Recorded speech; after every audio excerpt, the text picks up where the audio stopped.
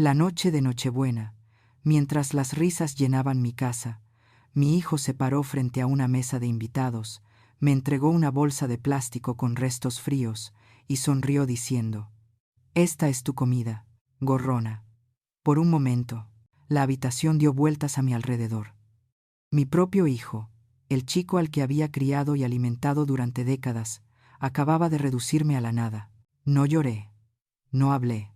Simplemente subí las escaleras, preparé una maleta pequeña y desaparecí antes del amanecer de la mañana siguiente. Su voz irrumpió en el teléfono, con un pánico agudo. «Mamá, mi tarjeta no funciona. ¿Qué hiciste?». Él aún no lo sabía, pero aquella Nochebuena había sido la última comida gratis que tomaría de mí. Las tardes de Nochebuena solían sonar a música en esta casa. El siseo suave del horno, el murmullo de la radio, el calor que llenaba el aire con canela y salvia. Pero este año, todo lo que podía escuchar era una risa que no me pertenecía. La risa de mi hijo, la de su mujer, flotaba a través del suelo como una canción extranjera, amortiguada pero lo suficientemente aguda para perforar la tranquilidad de mi habitación. Estaba acostada en mi cama, todavía con el delantal que había olvidado quitarme, mirando el ventilador de techo mientras giraba en círculos lentos y desiguales. Cada hueso de mi cuerpo me dolía. Durante 3 días había limpiado, fregado, doblado sábanas y abastecido el refrigerador. Óscar y Jimena habían prometido que se encargarían de la cena este año, pero su versión de encargarse significaba pedir guarniciones elegantes e invitar a 12 de sus amigos, a la mayoría de los cuales nunca había conocido. Mi versión de encargarme significaba pagar por todo: el pavo, el vino, los suministros que mantendrían esta casa lo suficientemente cálida para que sus invitados se sintieran cómodos. El pavo había sido un monstruo de 10 kilos, casi demasiado grande para mi viejo horno. Yo misma lo había marinado la noche anterior, aunque nadie me lo había pedido. La costumbre, supongo. Quería que el día se sintiera como Nochebuena, incluso si el significado se había vaciado hace mucho tiempo. Cuando me acosté solo por un minuto, me dije que sería inofensivo. Las 5, tal vez 10 minutos de descanso antes de que me llamaran para trinchar el ave. El aroma a carne asada y romero todavía se aferraba a mi pelo. Cerré los ojos y sentí que todo se hundía en mí. El cansancio, el dolor sordo detrás de mis sienes, la soledad que había comenzado a extenderse como una segunda piel. Cuando volví a abrir los ojos, la luz se había ido. Mi reloj brillaba débilmente desde la mesita de noche. Las 7:15. Las risas abajo eran más fuertes ahora, mezcladas con el sonido de la vajilla tintineando y el eco de una risa chillona de mujer. Por un momento no me moví. Sentí el pecho apretado. Mi aliento se quedó atrapado en algún lugar entre la incredulidad y el pavor. Luego me senté lentamente, mis articulaciones protestando, y me puse las zapatillas. El aire olía a grasa y vino derramado. Al salir al pasillo, pude escucharlos más claramente. 12 voces superpuestas, contando historias, estallando en risas que rodaban por las paredes. Mi escalera crujió bajo mi peso. No me apresuré. Cada paso se sintió deliberado, como caminar hacia una escena que ya había visto en un sueño. Cuando llegué a la entrada del comedor, el sonido se desplomó en silencio. Todos los rostros se giraron hacia mí. Extraños. En su mayoría, mujeres con pelo brillante, y hombres con copas medio vacías, congelados a mitad de un bocado. La mesa era un caos. Platos manchados de salsa, botellas vacías, migas. La carcasa despojada del pavo yacía abierta, como algo destripado y olvidado. Por un momento, nadie habló. Luego Julia, mi vecina, se movió incómoda en su silla. «Oh, Elena», murmuró, «no te vimos». «Óscar, ¿dónde está un plato para tu madre?». Las palabras se quedaron allí como humo. Jimena se secó la comisura de la boca con una servilleta de tela. Su sonrisa era amplia, practicada, el tipo de sonrisa que corta más profundo que cualquier ceño fruncido. «Oh, no te preocupes», dijo dulcemente. Le guardamos un plato. Sentí que mi estómago se retorcía. Óscar se levantó de la mesa, su silla raspando ruidosamente contra el suelo. Caminó hacia la cocina sin mirarme. Los invitados se quedaron mirando sus copas. En algún lugar, el refrigerador zumbaba. Cuando regresó, no llevaba un plato. Sostenía una bolsa de plástico grande, transparente y con cierre hermético, del tipo que usaba para guardar sopa en el congelador. Dentro había una mezcla grasienta y coagulada, huesos de pavo resbaladizos con grasa, trozos de relleno empapado, pieles de patata y algo que parecía una ramita de tomillo marchita. Me la ofreció con una sonrisa burlona que no le llegaba a los ojos. «Esta es tu comida ahora», dijo. Su voz era suave, casi de burla, gorrona. La palabra rompió algo dentro de mí. Nadie se movió. Julia jadeó en voz baja, cubriéndose la boca con la mano. Jimena soltó una risa quebradiza, más nerviosa que divertida, y tomó un sorbo de vino. Podía sentir mi pulso en la garganta, pesado y lento, como si toda la casa se hubiera sumergido bajo el agua. No hablé, no lloré. En su lugar, di un paso adelante y tomé la bolsa de su mano. El plástico estaba resbaladizo de grasa, cálido, donde habían estado sus dedos. Lo miré, luego volví a mirar a mi hijo. Su rostro estaba enrojecido, desafiante, esperando una reacción, de la misma manera que había esperado cuando era niño, probando hasta dónde podía presionar antes de que yo me rompiera. No le di esa satisfacción. Me agaché y coloqué la bolsa suavemente en el suelo, justo en el umbral del comedor, donde cualquiera que se fuera tendría que rodearla. El sonido que hizo al tocar la madera fue suave, definitivo. Luego me puse de pie y hablé, no en voz alta, sino lo suficientemente claro para que todas las personas en esa habitación escucharan. Mi voz no tembló. Era la misma voz que había usado años atrás en el mostrador de referencia de la biblioteca al corregir una cuenta vencida. «Gracias por aclarar el acuerdo», dije. Durante un largo momento, nadie respiró. Luego me di la vuelta y caminé hacia las escaleras. El peso de 12 pares de ojos presionó mi espalda. Mis pasos fueron medidos, mi espalda recta. Sentí el calor de la humillación arder en los bordes de mi visión, pero me negué a dejar que se notara. En la parte superior de las escaleras, me detuve lo suficiente para mirar hacia atrás. Óscar estaba de pie junto a la mesa, mirando el espacio vacío donde yo había estado. Jimena ya estaba sirviendo más vino. Alguien intentó reír, demasiado fuerte, demasiado forzado. Cerré la puerta de mi habitación. El cerrojo hizo clic, un pequeño sonido preciso en una noche que de repente se sintió enorme. Abajo, la voz de Jimena llegó débilmente a través del suelo. «Bueno», dijo alegremente, «eso fue dramático. ¿Quién quiere más tarta?» Me senté en el borde de mi cama, con las manos cruzadas en mi regazo, el eco de su risa todavía flotando hacia arriba. Fue entonces cuando me di cuenta de lo silenciosa que puede ser la verdadera ira. No grita ni llora. Se asienta en tus huesos y espera. Y mientras escuchaba la risa desvanecerse, reemplazada por el zumbido distante del refrigerador y el susurro de la lluvia contra la ventana, decidí que esta bolsa de restos sería lo último que me darían. No lloré esa noche. El silencio dentro de mi habitación se sentía denso, como el aire después de una tormenta eléctrica. Me senté en mi pequeño escritorio junto a la ventana, el suave zumbido de las luces de la calle filtrándose a través de las cortinas. Mis manos estaban firmes mientras abría mi portátil. Si había algo en lo que siempre había sido buena, era la organización. Algunas mujeres escribían diarios. Yo guardaba hojas de cálculo. La familiar solicitud de contraseña apareció, y la escribí sin dudar. El archivo se abrió. Gastos domésticos 2022 hasta 2025. XLCX. Lo había comenzado por costumbre, no por resentimiento.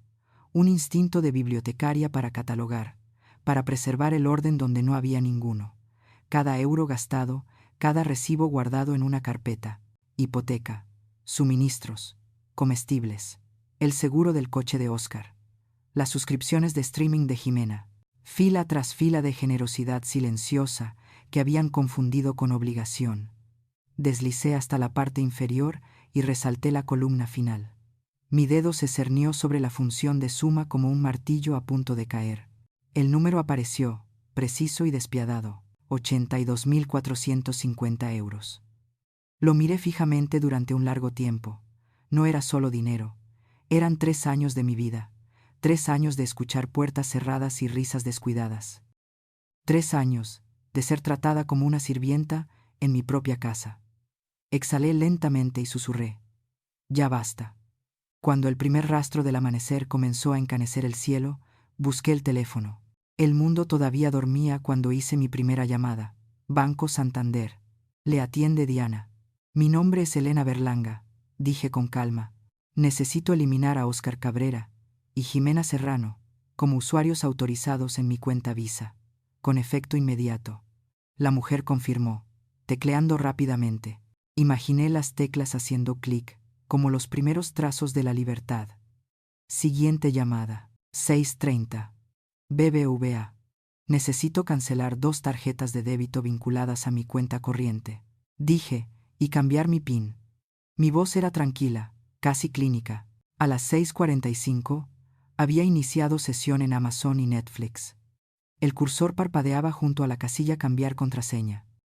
Mi nueva pista me hizo sonreír por primera vez en días. Sobras Nochebuena 2025. Cerré el portátil y miré alrededor de la habitación. Ya se sentía más ligera. Luego comencé a empacar.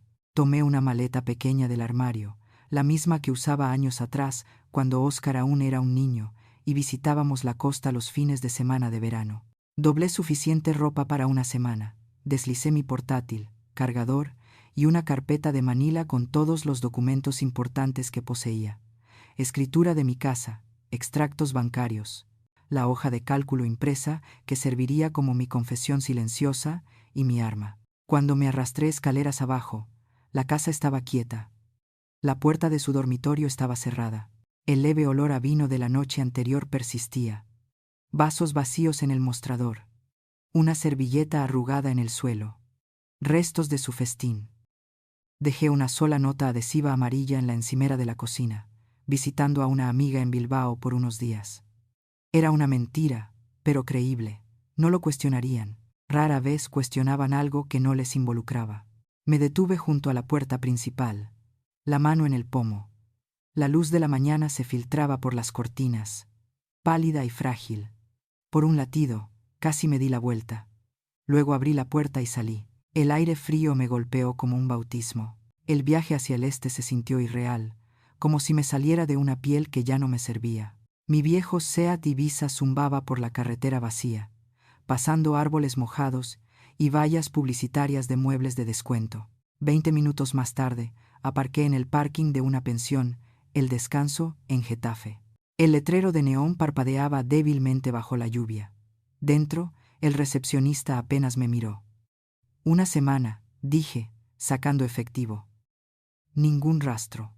La habitación olía ligeramente a lejía y detergente barato. Una sola ventana daba al parking, donde mi coche se encontraba pequeño y desafiante bajo un cielo gris. Dejé mi maleta junto a la pared y encendí la lámpara del escritorio. Su luz áspera se derramó sobre el bloc de notas proporcionado por la pensión. No lo necesitaba. Mis dedos encontraron el portátil de nuevo. Ya había investigado el nombre.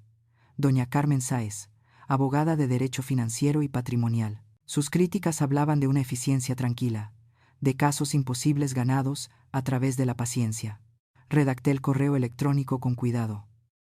Estimada señora Sáez, le escribo para solicitar una consulta sobre un asunto urgente que involucra derechos de propiedad y abuso financiero. Adjunto un documento que detalla 3 años de gastos no autorizados por un total de 82.450 euros. Creo que lo encontrará organizado. Atentamente, E. Berlanga. Lo releí 1, 2 veces, luego hice clic en enviar. El sonido de ese pequeño whoosh electrónico se sintió como una puerta cerrándose en algún lugar profundo dentro de mí. Al mediodía, el agotamiento me alcanzó. Cerré las cortinas, me acosté en la rígida colcha y escuché la lluvia contra la ventana. Mi teléfono vibró una vez, luego otra, luego sin parar. Lo puse boca abajo. Cuando finalmente miré horas después, había 12 llamadas perdidas, 3 mensajes de voz. El primero era la voz de Óscar, inseguro. Mamá, la tarjeta no funciona, llámame. El segundo era de Jimena, aguda e impaciente. Elena, no sé a qué juego estás jugando, pero reactiva las tarjetas. Necesito gasolina. El tercero vino con un quiebre en su voz, pánico mezclado con algo parecido a la culpa. Mamá, lo siento por anoche. ¿De acuerdo? Fue solo una broma. No puedes simplemente hacer esto. Devuélveme la llamada. Ahora. Escuché una vez, luego presioné eliminar. La pantalla se oscureció de nuevo, y dejé que el silencio regresara. No fue la venganza lo que me calmó. Fue la claridad, la primera bocanada real de control que había sentido en años. Afuera, la lluvia había cesado. Un solo rayo de sol se abrió paso entre las nubes y atrapó la esquina de la ventana de la pensión, esparciendo luz sobre la alfombra opaca. Lo observé durante mucho tiempo, ese oro quieto y tembloroso, y pensé, así suena la libertad antes de que aprenda a hablar. La oficina de la señora Sáez olía ligeramente a pulimento de limón y libros antiguos. Las paredes estaban forradas con certificados enmarcados, cada uno una promesa silenciosa de precisión y orden. Me senté frente a ella en un escritorio de roble oscuro. El brillo de la pantalla de su ordenador se reflejó en sus gafas mientras estudiaba mi hoja de cálculo. Cuando finalmente levantó la vista, su expresión era de tranquila admiración. 82.450 euros, leyó en voz alta, y cada céntimo contabilizado. Señora Berlanga, desearía que todos mis clientes fueran tan organizados. Su elogio no me hizo sonreír. Soy una bibliotecaria jubilada, dije suavemente. Los números se comportan mejor que las personas. La señora Sáez se ajustó las gafas. Usted ha sido más que generosa con su hijo y su nuera. He revisado los detalles. No son inquilinos. No tienen contrato de arrendamiento y no pagan alquiler. Según la ley española, son lo que llamamos ocupantes precarios. Eso significa que podemos notificarles una rescisión de ocupación de 30 días. Con efecto inmediato. Es inquebrantable. Algo dentro de mí se soltó. No alegría, no satisfacción. Solo alivio de que las reglas todavía funcionaran en algún lugar de este mundo. Por favor, proceda, dije. 3 días después, un lunes por la mañana gris, volví a casa. La lluvia había parado, pero las calles aún brillaban como espejos opacos. Mi casa parecía inalterada desde el exterior.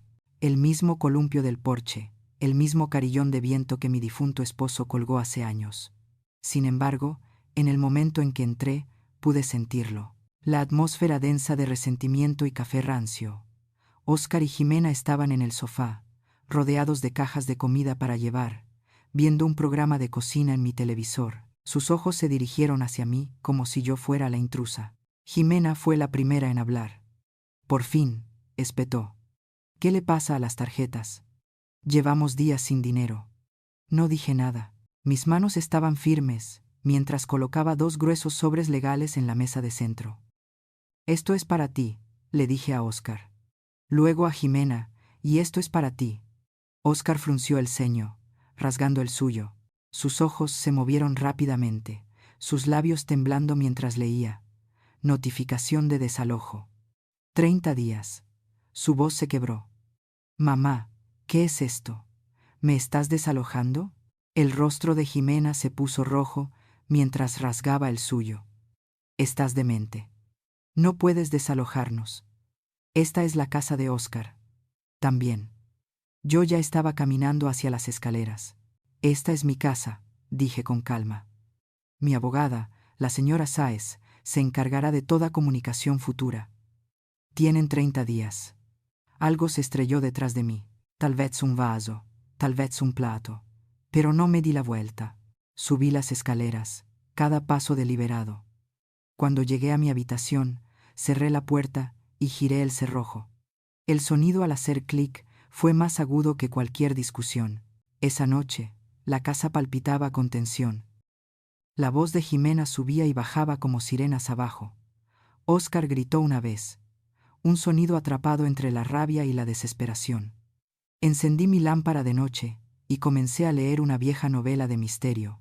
Las palabras se nublaron, pero el acto en sí calmado, metódico, era mi escudo. Por la mañana habían salido. Pude darme cuenta por el silencio. El coche no estaba en el camino de entrada y la cafetera aún estaba medio llena. Sabía exactamente lo que estaban haciendo, buscando Wi-Fi gratis, conspirando, convenciéndose de que yo cedería. No perdí el tiempo. En una tienda de electrónica, compré 2 pequeñas cámaras de vigilancia. Cuando regresé a casa, me moví rápidamente, con la tranquila precisión de alguien que vuelve a colocar libros en los estantes después de la hora de cierre. Una cámara fue al estante del salón, escondida entre viejas guías de viaje. La otra se posó encima del refrigerador, lo suficientemente pequeña para desaparecer entre los imanes. Luego imprimí una hoja de papel en negrita y la pegué en el interior de la puerta principal. Aviso a los ocupantes. La vigilancia de video y audio está activa en todas las áreas comunes de esta propiedad. Me hice a un lado y la leí una vez. Limpia, legal, perfecta.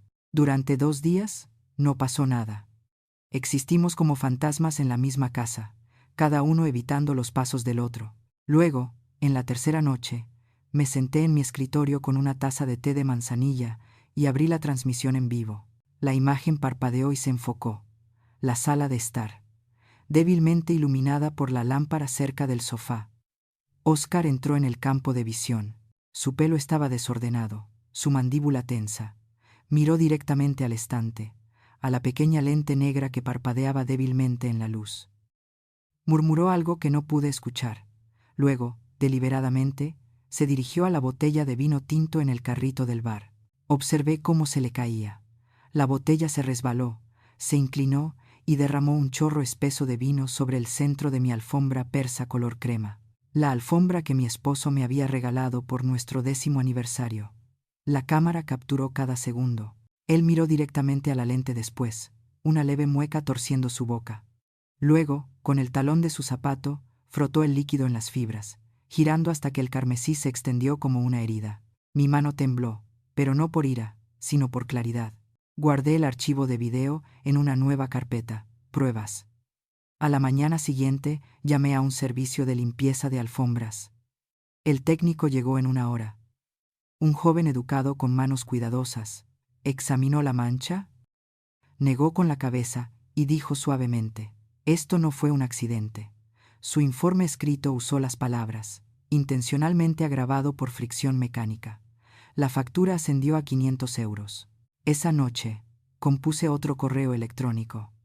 Factura por daños. Estimados Oscar y Jimena, adjunto encontrarán la factura por los servicios profesionales de limpieza, así como un informe escrito que confirma la causa del daño. También se incluye una copia de la grabación de vigilancia. Espero el reembolso total de este gasto. Saludos, Elena Berlanga. Adjunté el video, la factura y el informe del técnico. Luego copié a la señora Sáez en el mensaje antes de darle a enviar. Me detuve por un momento, mi dedo cerniéndose sobre el ratón. No había placer en ello, solo una quietud que provenía de saber que finalmente estaba jugando con reglas que ellos no podían retorcer. Luego hice clic. El correo electrónico se lanzó a la noche, y por primera vez en años, la casa se sintió mía de nuevo. Tranquila, alerta, esperando lo que viniera después. La casa había caído en una quietud incómoda, del tipo que zumba bajo la superficie, pesado de guerra tácita. Cada puerta se cerraba un poco demasiado fuerte. Cada paso dudaba cerca de mi habitación, pero nunca cruzaba el umbral. El correo electrónico sobre la alfombra, el video, la factura, la evidencia, había quedado sin respuesta. Sin embargo, su silencio me lo dijo todo. El miedo no siempre grita, a veces camina de puntillas por el pasillo, pretendiendo no existir. Podía sentirlo en su nueva cortesía. Los platos lavados, la basura sacada, la forma en que Jimena evitaba mis ojos cuando nos cruzábamos en la cocina. Pensaron que si permanecían invisibles, yo podría olvidar lo que habían hecho. Pero había vivido toda mi vida entre registros, archivos y detalles. Olvidar nunca estuvo en mi naturaleza. Aún así, mi mente no descansaba. Seguía pensando en esa noche. La botella de vino, el giro deliberado del pie de Oscar. No era solo crueldad, era audacia, confianza imprudente. Y me pregunté si eran tan audaces. ¿Qué más habían hecho mientras yo no miraba? Encendí mi portátil de nuevo. La luz azul parpadeó en mis gafas mientras abría una ventana del navegador y escribía la dirección familiar, amazon.es. Mis dedos dudaron sobre las teclas. Ya no tenían acceso, por supuesto. Había cambiado todas las contraseñas, pero la cuenta en sí seguía siendo mía. Cada compra, cada rastro. Cuando se cargó la página de historial de pedidos, la lista se extendió interminablemente por la pantalla. Comenzó de forma inofensiva: comestibles, artículos de limpieza, artículos para el hogar. Pero luego el patrón cambió. Mi corazón dio un pequeño golpe incómodo. Productos electrónicos caros, equipo de fotografía, suscripciones que no reconocía. Hice clic en uno. Cámara Sony A7 IV. El siguiente. Drone DJI Mavic. Luego múltiples lentes de cámara, kits de iluminación, micrófonos de alta gama e incluso una suscripción a Adobe Creative Cloud. Me desplacé más rápido, mi respiración acelerándose, cada artículo entregado a mi domicilio, cada recibo cargado a mi tarjeta. Jimena se había llamado a sí misma emprendedora. Había asumido que eso significaba velas o joyería hecha a mano, algún hobby que producía más desorden que ganancias. Pero esto era un estudio de producción completo, financiado con mi jubilación. Abrí un nuevo archivo de Excel. La cuadrícula familiar apareció, en blanco, paciente, lista para el orden. Comencé a listar cada compra fraudulenta, una por una, copiando precios de las facturas. Mis dedos se movían mecánicamente, casi con frialdad, mientras los totales crecían. Iljam Our Iljam. Iljam Iljam. Ibek Iljam. Iljam Pal Iljam. Yukpek Iljam. Línea tras línea de traición formateada pulcramente en columnas. Cuando pulsé la tecla suma, el número me parpadeó. 14.500 euros. Por un largo momento, no pude respirar. Me recosté en mi silla, mis palmas presionadas planas contra el escritorio. La casa crujió en la quietud, un sonido como la memoria misma. No era solo el dinero, era la audacia, la certeza de que nunca miraría, de que era demasiado blanda, demasiado cansada, demasiado vieja para darme cuenta. Guardé el archivo. El nombre era simple: compras fraudulentas. XL6.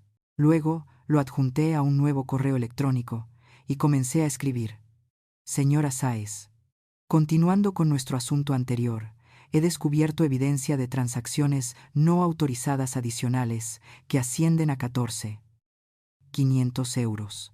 Estas se realizaron a través de mi cuenta personal de Amazon y corresponden a electrónica de alto valor comprada para los proyectos empresariales de Jimena Serrano.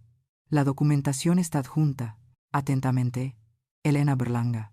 Cuando hice clic en enviar, no sentí ira, solo claridad, del tipo que sigue a una larga tormenta cuando te das cuenta de lo que sobrevivió y lo que no. Al día siguiente, viernes, la casa despertó con un golpe en la puerta.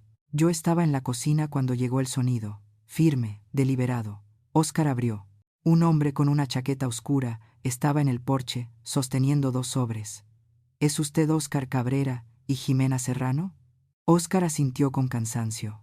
Jimena apareció detrás de él, su cabello sin peinar, los ojos afilados por la sospecha. Esto es para ustedes, dijo el hombre. Los entregó, se dio la vuelta y se fue sin decir una palabra más. Yo no me moví.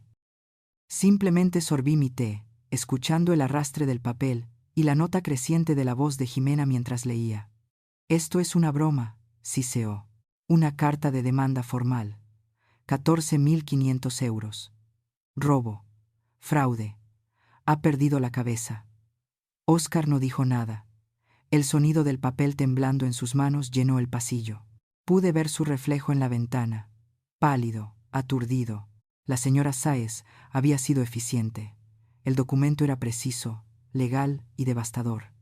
Les daba 7 días para pagar la cantidad o enfrentar litigios civiles y posiblemente cargos penales. Jimena vino irrumpiendo por el pasillo un momento después, la carta arrugada en su puño.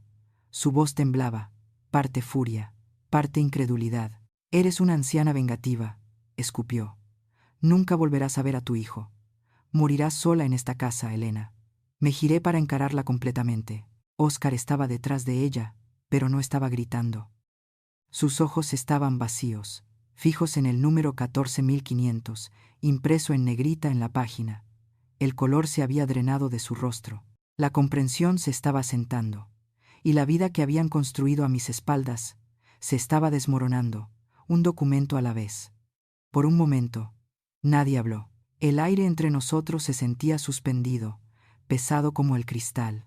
Luego dije en voz baja: prefiero morir sola en paz que vivir un día más con ladrones y desagradecidos. La boca de Jimena se abrió, pero no salió nada. Óscar me miró con algo cercano al reconocimiento. Tal vez culpa. Tal vez el primer destello de comprensión. Me di la vuelta. La carta en su mano crujió como hojas secas. Arriba, me senté junto a la ventana, observando cómo el cielo se oscurecía sobre Valencia. La lluvia había regresado, golpeando suavemente el cristal. Pensé en mi difunto esposo, en los largos años de ahorro y paciencia que habían construido este hogar. Había tomado 3 décadas ganar la paz, y solo 3 años de su codicia para destruirla. Pero ahora, por fin, estaba reconstruyendo, no por despecho, sino por respeto propio. Cada pulsación de tecla, cada hoja de cálculo, cada correo electrónico escrito con cuidado, era un ladrillo en la pared, que finalmente separaría su caos de mi calma. Algunas personas luchan con los puños. Yo luchaba con la evidencia. Y eso, me di cuenta, era suficiente.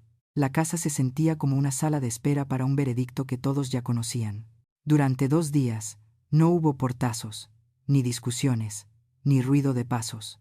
Solo la quietud hueca de la derrota. Podía sentirlo en el aire, de la forma en que se puede sentir una tormenta rompiéndose antes de que comience la lluvia.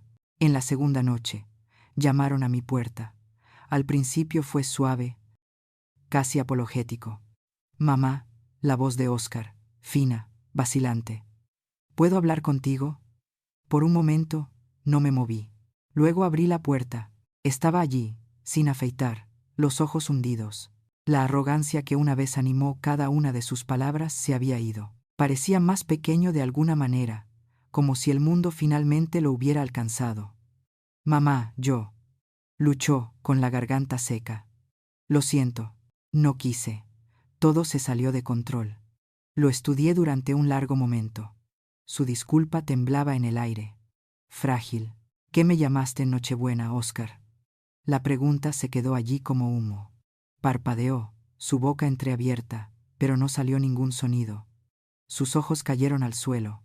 Lo intentó una vez más, pero cualquiera que fuese la palabra que buscaba, se quedó atrapada en su garganta. Sentí que el dolor en mi pecho cambiaba. No ira ahora, sino una especie de piedad cansada. Ni siquiera puedes decirlo, dije en voz baja. Es demasiado tarde, Óscar. Él asintió una vez, sus hombros cediendo, como si algo dentro de él finalmente se hubiera rendido. Cerré la puerta suavemente, el pestillo haciendo clic como un punto final en una larga y dolorosa frase. A la mañana siguiente, escuché el sonido de cajas de cartón deslizándose por el suelo. Por la noche, era claro que estaban empacando. 10 días antes de la fecha límite de 30 días, un camión de mudanzas retumbó en la entrada. Desde la ventana de mi habitación, observé cómo cargaban sus vidas en silencio. Jimena se movía con furia, tirando las cajas con más fuerza de lo necesario. Su rostro se contorsionaba con la amargura de alguien que no podía admitir la derrota. Óscar era más lento. Sus movimientos eran mecánicos. Su cabeza baja, su arrogancia de influencer reemplazada por el peso de la realidad. Permanecí allí hasta que la última puerta se cerró de golpe, hasta que el motor del camión gemía para arrancar. No miraron hacia atrás, ni una sola vez.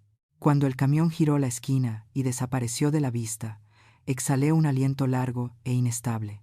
No me había dado cuenta de que lo había estado conteniendo durante 3 años. Luego cogí el teléfono y llamé al cerrajero. Llegó en 1 hora, un joven con manos cuidadosas y ojos amables.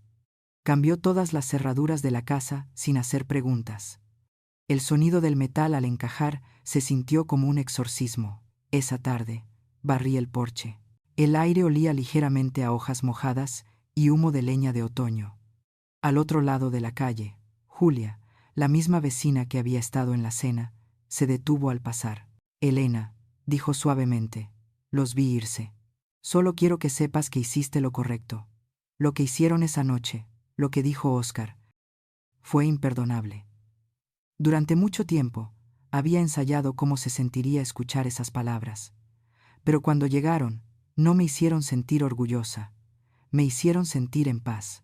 El último nudo de culpa se soltó silenciosamente dentro de mí. Gracias, Julia, dije. Eso significa mucho. Cuando se fue, la calle se sintió más ancha de alguna manera. Esa noche, la casa volvió a estar en silencio, pero no el mismo tipo de silencio que la había perseguido durante años. Este estaba vivo, lleno. El salón brillaba bajo la suave luz de la lámpara. Mi alfombra persa había regresado de la limpieza impecable, restaurada al color crema pálido que había tenido cuando mi esposo la desenrolló por primera vez hace décadas. Me hice una taza de té y me senté junto a la ventana. El vapor se rizaba como una cinta en el aire. En la pantalla de mi portátil apareció un nuevo correo electrónico de la señora Sáez. Asunto: plan de pago 14.500 euros. No lo abrí. No esta noche. En su lugar, hice clic en la barra de búsqueda y escribí: viajes a Italia en solitario. Las imágenes llenaron la pantalla. Patios bañados por el sol, calles adoquinadas, el brillo azul de la costa amalfitana. Sonreí, no porque anhelara escapar, sino porque finalmente podía. Por primera vez en 3 años, la tranquilidad a mi alrededor no era soledad, era libertad, pura y quieta como el momento después de cerrar un libro cuyo final por fin entiendes. Tomé un sorbo lento de té, dejando que el calor se asentara en mí. La noche afuera era pacífica. Mi casa, mis reglas, mi vida. Por fin, todo estaba exactamente como debería estar. A veces, la libertad no llega con fuegos artificiales o aplausos. Llega en silencio, como la luz de la mañana a través de una ventana que habías olvidado abrir. Aprendí que la paz no se da. Se elige. Una decisión, una puerta cerrada con llave, una respiración profunda a la vez. Solía creer que el perdón significaba dejar entrar a otros de nuevo, pero ahora sé que simplemente puede significar liberarte a ti misma. Mientras me sentaba con una taza de té y el zumbido del silencio a mi alrededor, me di cuenta de que el amor en su forma más verdadera comienza con el respeto por tu propio corazón. Así que esta noche, sostén la mano de alguien un poco más. O llama a la persona que tenías intención de perdonar. La vida es corta, pero la gracia la hace amplia. Si esta historia te conmovió, comenta abajo. Compártela con alguien que la necesite. Y suscríbete para más historias sinceras de cuentos de abuela.